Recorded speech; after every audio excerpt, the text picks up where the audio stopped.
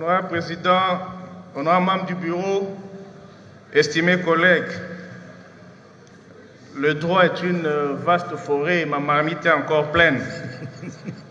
Je voudrais d'abord féliciter et remercier le collègue Juvenal Mounobo pour la volonté et l'intelligence qu'il a eu à faciliter l'accès à la justice à une catégorie de nos compatriotes. Avant de commencer mon propos, honorable Président, j'aimerais fixer deux petits points. Le premier, c'est que je suis de l'école qui pense que modifiant et complétant est une expression consacrée.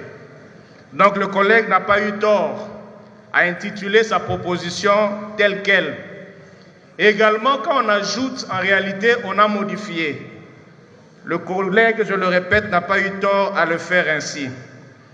Deuxième élément, il y a une évidence, c'est que les frais de justice constituent en réalité une barrière à l'accès à la justice. Et aujourd'hui, présenter une proposition dans ce sens, c'est un avantage. Cela facilite, n'est-ce pas, l'accès à la justice. En contrepartie, il faut aussi considérer que la justice est un pourvoyeur du budget de l'État. Et prendre une disposition qui empêche à la justice d'accéder à ces fonds, il faut également prévoir des mécanismes de compensation si possibilité il y a. Honorable Président, honorable membre du bureau, je disais tantôt que cette proposition a une intelligence assez particulière, dans ce sens où elle vise la suppression des frais, non seulement dans la phase préjuridictionnelle, mais également au moment de l'exécution.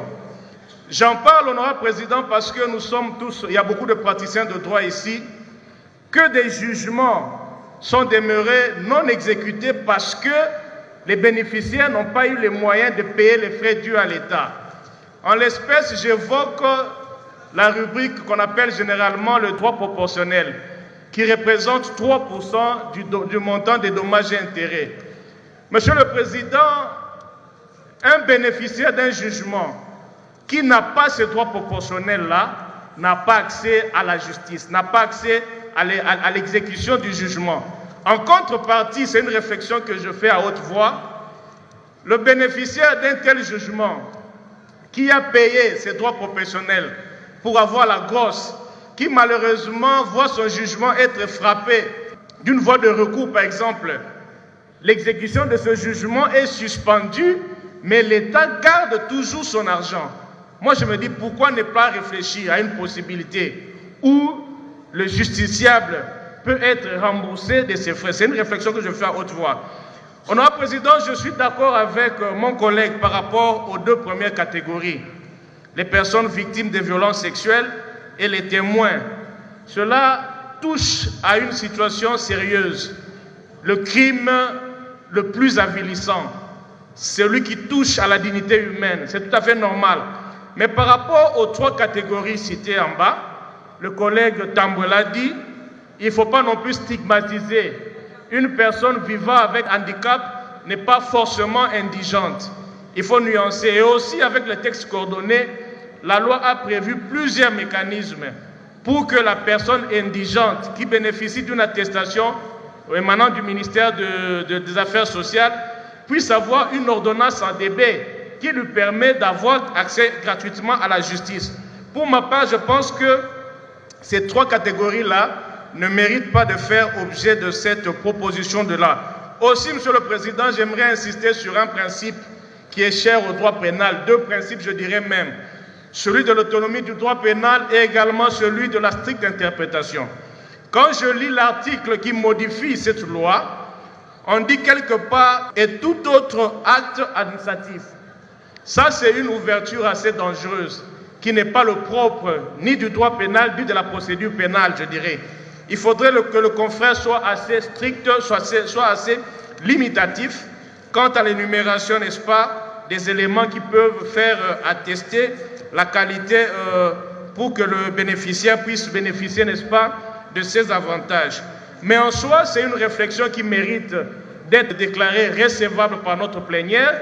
Et au niveau de la commission, nous allons apporter tous les amendements. Pour conclure, Monsieur le Président, j'ai toujours pensé que le code pénal, le droit pénal mérite des assises beaucoup plus sérieuses, mérite même des états généraux, parce qu'il y a beaucoup à modifier là-dedans.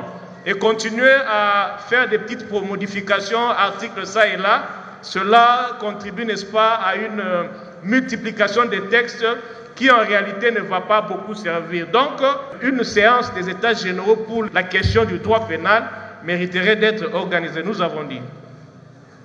Merci, collègue. C'est très important, mais ce n'est pas à nous d'organiser les états généraux. C'est très intéressant.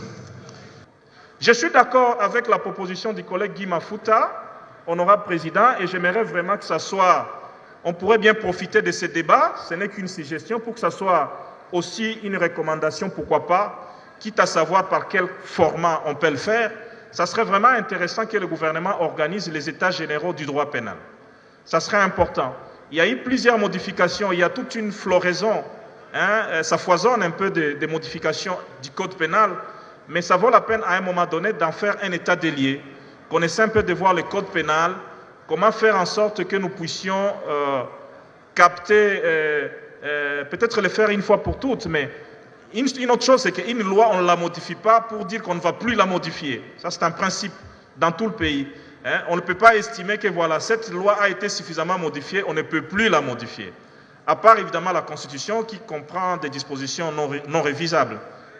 Mais les lois ordinaires, les lois organiques, toute loi, eh bien, même si elle a été modifiée plusieurs fois, elle peut toujours être modifiée par la suite. Mais la proposition du collègue Guy Mafuta est très importante parce que ça nous permettrait un peu de jeter un regard dans les rétroviseurs, de savoir depuis 1940 quelles sont les modifications qui ont été apportées, par exemple au code pénal, par exemple au code de procédure pénale, et d'essayer de voir aussi l'applicabilité de ces deux textes, de voir est-ce que leur application a été faite vraiment dans le but de lutter contre l'impunité, parce que l'objectif c'est ça. Ces deux textes doivent nous aider de lutter contre l'impunité des crimes, l'impunité des infractions. Et donc ça vaut la peine une réflexion comme ça, qui ne serait pas uniquement une réflexion des juristes, mais qui serait une réflexion de la République. Tenir les états généraux pas de la justice évidemment, les états généraux du code pénal, essayer de voir les chemins parcourus et voir qu'est-ce qu'on peut faire par la suite, au lieu d'avoir tout le temps des propositions de loi qui modifient soit le code pénal ou le code de procédure pénale.